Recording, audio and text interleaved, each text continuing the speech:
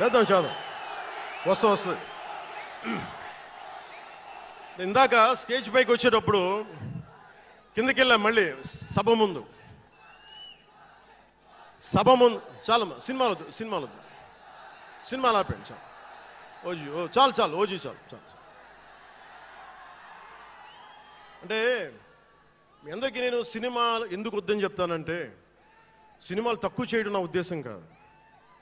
మీరు ఓజీ సినిమాకి వెళ్ళి జనసేన జిందాబాద్ అని ఎలా అనకూడదు, ఇక్కడికి వచ్చి సినిమా ఎందుకు అనకూడదంటే, ప్రాణాలు తెగించున్నారు ఇక్కడ వాళ్ళందరూ, ఇక్కడ జన సైనికులు.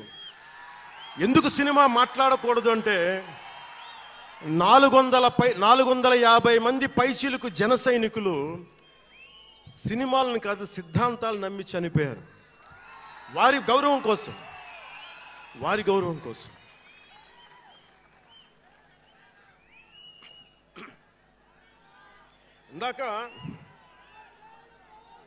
ఇందాక వద్దాం, అవి కూడా వినండి. మీరు వింటలేదని అర్థం. నా పేరు అరుస్తున్నారంటే మీరు నా మాట వింటలేదని. నా మాట వింటే 151 ఉన్న సీట్లు పార్టీ పోయింది. అందుకే నా మాట వినాలి. కూర్చోండి.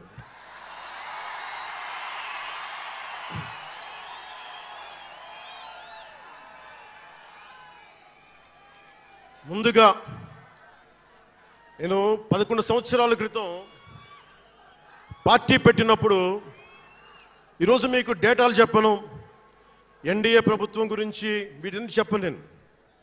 నేను మీతోటి 11 సంవత్సరాలు పార్టీని ఎలా నడిపాం, ఏ బేసిస్తో నడిపాం, నా కష్టాలేంటి, నేను పడ్డ ఇబ్బందులేంటి, కొన్ని పంచుకుంటాను. అన్నీ పంచుకుంటే సంవత్సరం కావాలి. నేను ఓటమిలు ఎలా ఉంటాను, గెలుపులు ఎలా ఉంటాను, మీరు నా గుండెల్లో పెట్టుకున్న వాళ్ళు, మీరందరూ నా గుండెల్లో పెట్టుకున్న, మీకు మించిన కుటుంబం నాకు లేదు. అలాంటి నేను 2014లో ఒక్కడనే కూర్చొని జ్వలిస్తూ మదించిపోతూ మన ఆలోచనతో మధిస్తూ ఎలా చెప్పాలి, పెద్ద రాజకీయాల మీద నా చాలా మందితో కసరత్తులు చేసిన వాడిని కాదు. 2009లో అప్పుడు రాజకీయ ప్రస్థానం తప్ప. 2003లో నేను మా నాన్నకి చెప్పాను ఫస్ట్. ఈరోజు మా నాన్నగారు లేరు, స్వర్గస్థులయ్యారు. మా నాన్నకి మా అమ్మకి 2003లో చెప్పారు, అమ్మ నేను ఒకరోజు పాలిటిక్స్కి వెళ్తాను. మా నాన్నకి నచ్చల మాట.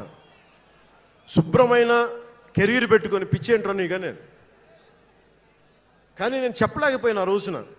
నేను సినిమాలని దృష్టిలో పెట్టుకొని ఎదగలేదు, సమాజాన్ని దేశాన్ని దృష్టిలో పెట్టుకొని ఎదిగాను. సినిమా నాకు ఉపకరణం అయింది కానీ సినిమా నా జీవితం కాలం. చెప్పలేకపోయినా ఆ రోజున. నన్ను చాలామంది, మీరు అందరికీ నాకు గద్దరన్న ఎలా పరిచయం అనుకుంటున్నారు మీరు? రాజకీయాల ద్వారా కాదు. గద్దరన్న ఖుషీ సినిమా చూసి మా అన్నయ్య గారిని పట్టుకొని మా అన్నయ్య గారి దగ్గరికి వచ్చి, మా పెద్దన్నయ్య గారి దగ్గరికి వచ్చి, మీ తమ్ముడిని కలవాల్సిందే నేను. మా అన్నయ్య ఫోన్ చేశారు, అరే నేను గద్దర్ గారు కలుస్తారంటారా. నాకు గద్దర్ గారంటే ఇష్టం చిన్నప్పటి నుంచి, మా నాగబాబు గారి దయ వల్ల. సరే కలిస్తే ఆయన ఎంత క్షుణ్ణంగా ఆయన పరిస్థితి చెప్పాడంటే, అరే నువ్వు దేశం కోసం సమాజం కోసం ఆలోచించేవాడివి. నీ ఏ మేరా జహా అనే పాటలో నువ్వు భరతమాతని సంఖ్యలలో బంధించి పెట్టావు కదా, నీ భావం నాకు అర్థమైందిరా అన్నాడు. నువ్వంటే నాకు ఇష్టం రా తమ్మి అని చెప్పి ఆ రోజు నుంచి మాకు స్నేహం. అది నాకు అన్నా తమ్ముడ బంధమైందని ఆయన చనిపోయేలోపు. అలాగే 2006లో నేను విపరీతంగా ఒక పిహెచ్డి కోసం, ఒక స్కాలర్ ఎలా చదువుతాడో పుస్తకాల మధ్యలో సినిమాలు చేశాను. అందుకే నా సినిమాలు మీకు నచ్చి ఉండకపోవచ్చు ఆ రోజున. కానీ నా జ్వలనాన్ని ఎక్కడో ఢిల్లీలో కూర్చొని ఒక్కళ్ళు, ఢిల్లీ యూనివర్సిటీలో పనిచేసే ఒక ప్రొఫెసర్, ప్రకాశం జిల్లాకు చెందిన వ్యక్తి, నాకు తెలియదు ఆయన ప్రకాశం జిల్లా వ్యక్తి. నా రోజున ఆయన వచ్చి మిమ్మల్ని కలవాలని చెప్పి ఒక నెల రోజులు నా వెంట పడితే ఆయన కలిశారు.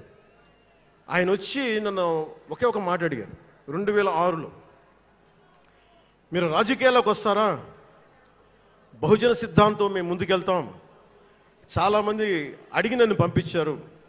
మీరు సంసిద్ధం అంటే నేను మాట్లాడతాను, నేను కదుపుతానంటే ఆ రోజున నాకు ఇంకా మెచ్యూరిటీ లేదు.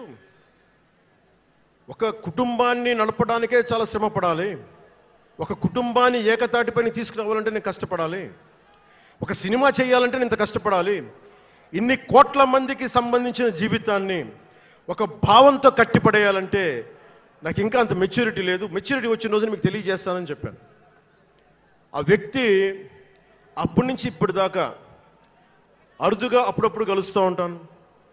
ఈ రోజున హైదరాబాద్ సెంట్రల్ యూనివర్సిటీ ప్రొఫెసర్, మీలో కొంతమందికి తెలిసి ఉండొచ్చు, ప్రొఫెసర్ శ్రీపతి రాముడు గారికి మనస్ఫూర్తిగా నా ధన్యవాదాలు తెలియజేస్తున్నాను. వారిని వేదికపైకి రమ్మని మనస్ఫూర్తిగా కోరుకుంటా ఉన్నాను.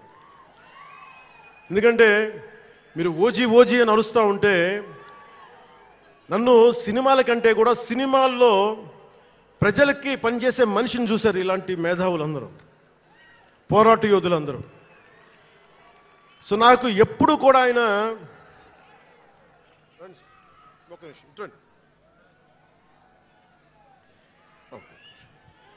ప్రొఫెసర్ గారు మన జనసేన పార్టీ కాదు, ఆయన ప్రొఫెసరే. బహుజన సిద్ధాంతాల కోసం, అంబేద్కర్ ఆశయాల కోసం, అణగారిన వర్గాల కోసం నిలబడ్డ వ్యక్తి.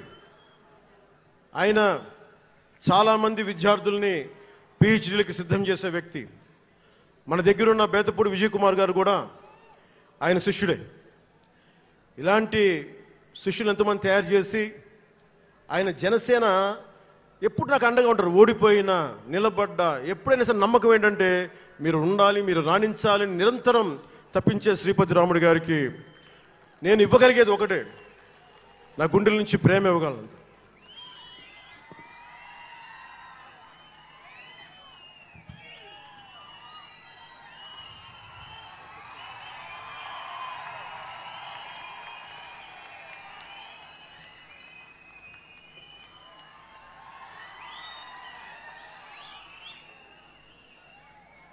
అంటే కృతజ్ఞత అనేది ఎంత అవసరం, గుర్తింపు ఎంత అవసరం అంటే మనం ఏదో అయినప్పుడు కాదు, ఏవి అవ్వనప్పుడు మనం వెంట నిలబడాల్సింది.